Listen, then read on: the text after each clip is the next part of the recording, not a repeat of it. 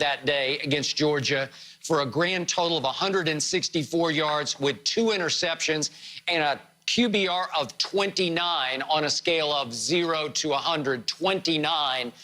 That was an abysmal big game performance by Tua, and he wasn't a whole lot better in the national championship game against Clemson when his QBR was only 59 with 2 more interceptions, and he wasn't all that much better last year at Tuscaloosa. He threw for a whole lot of yards because he had 4 receivers who well could go in the first round of the NFL draft, but he threw 2 more interceptions and had a QBR of only 59 at Tuscaloosa. So I just gave you 3 big games in which he was scary bad if you're projecting him into the National Football League. Now, let me make it scary worse.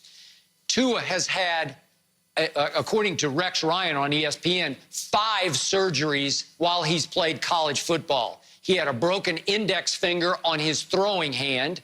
Then he had a knee injury that was sort of undisclosed how bad it was.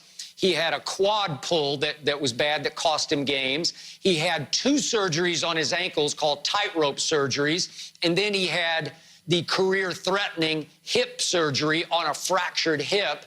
And I don't know if he's fully recovered. I know he keeps putting out hype videos. And I start to wonder, why do you have to keep showing us how healthy you are? Maybe you could just let it speak for itself when it's time to find out. I know we're in a bad period right now when you can't actually go to the teams to have their doctors examine you, but it feels like he's maybe overhyping himself.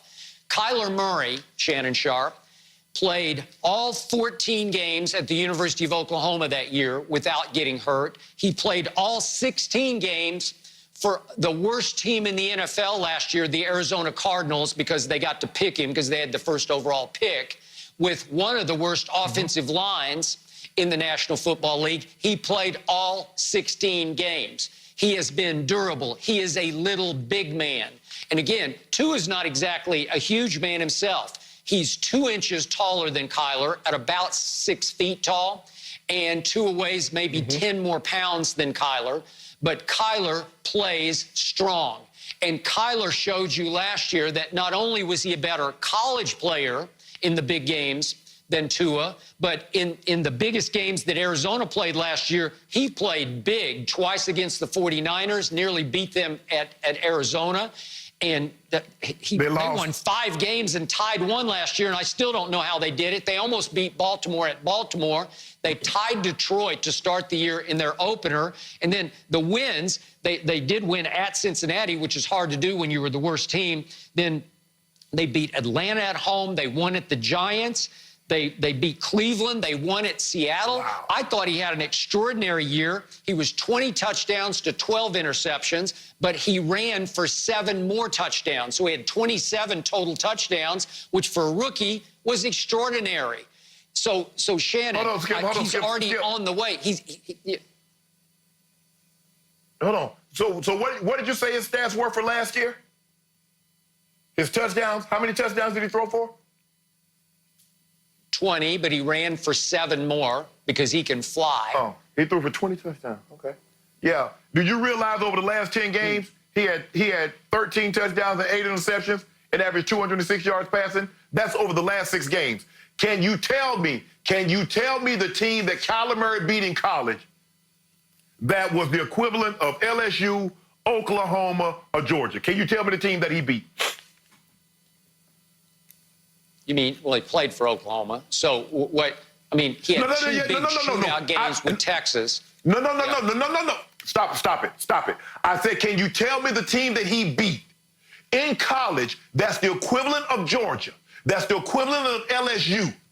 Can you tell me the team that he beat that was the equivalent of those? See, I didn't mention that how he came off the bench and won the national championship game that Jalen Hurts got credit for because he started. I didn't mention that.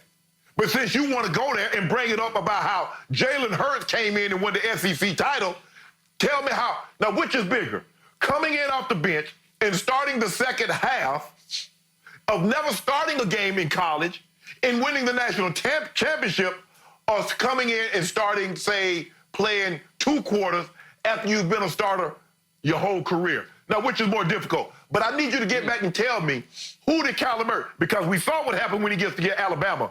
He got spanked. And we see every year Oklahoma, when they go against somebody from the SEC, they get spanked. Got spanked. Timeout. Is 417 total yards against Alabama getting spanked? 417 against Alabama. Whoa. He threw for 308 with 2 touchdowns, and he ran for 109 with another touchdown. So that's 417 combined yards without his best receiver, Hollywood Brown, who couldn't play in that game. Well, so wait a second. You don't have your go-to guy, just the way he didn't have DeAndre Hopkins last year in Arizona, and you put up 417 combined yards against St. Nick's defense in the national semifinal? Extraordinary. I think that's beyond anything Tua ever did for Alabama. Oh, Skip. Now, you just told me Tua played terrible. He threw for 410, 4 touchdowns, and had another 30 yards rushing against LSU. They scored 41 and lose, and you told me he played terrible. But you're going to talk about a guy that got beat by 2 touchdowns. 2 touchdowns on a neutral field. But you're going to talk about he played great. Come on, Skip, now. Wait a second. If you actually watched Tua against LSU at Tuscaloosa, I did. He was 21 of 40. 21 of 40. He missed throw after throw after throw. He's got Jerry Jeudy and Ruggs, first-round picks. He's got Jalen Waddle and Devontae Smith, who well could be first-round picks a year from now. I'm sorry, that's a track team. That might be the all-time greatest receiving core we've ever seen in college football. And you were 21 of 40? And Najee Harris caught like 60 balls himself coming out of the backfield. 21 of 40, your QBR was 59 in that game. That's not exactly rising to the occasion. So let me ask you a question. Is Hollywood Brown, so if I'm not mistaken, Hollywood Brown was a first-round draft pick. Do you believe C.D. Lamb will be a first-round draft pick? Because those are the guys that Kyler Murray was throwing to. Now, you keep talking about what Tua was throwing to, but Joe Burrow had Jamar Chase, Jordan Jefferson, Marshall, Thad Moss. Are any of those guys going to be high draft picks? I just need to know.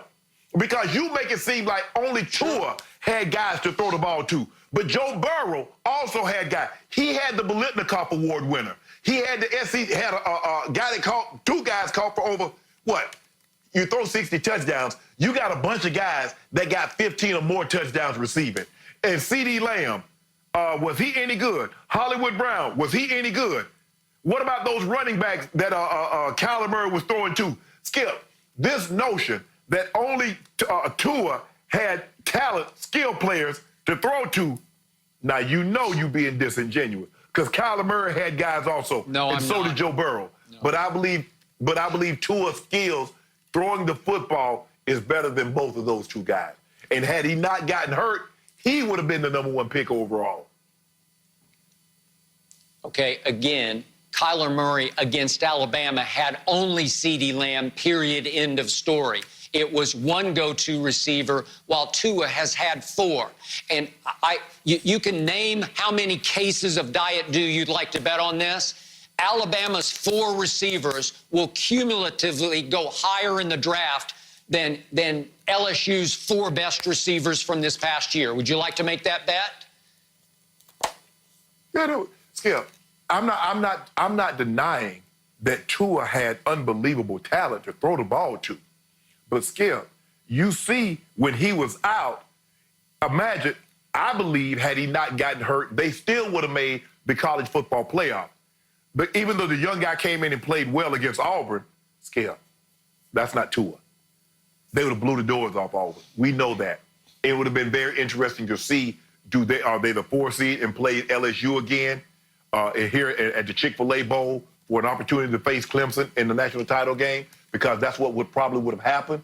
But we'll never know. But looking at these guys and watching these guys in college, I like Tua better. I believe his ability to throw the football for distance and accuracy is better than is better than Burrow and Kyler. Shannon, how can you defend Tua's fragility, his brittleness, his inability to stay healthy. How do you defend that? Skip, a lot of it is just luck. I mean, Kyler Murray got hit 48 times. He got sacked 48 times. Do you believe he can take, say, over the next 10 years, 48 sacks a season? You believe that? A man that size can take that kind of punishment? Because I do not. Shannon, he's a little power plant. He is really put together.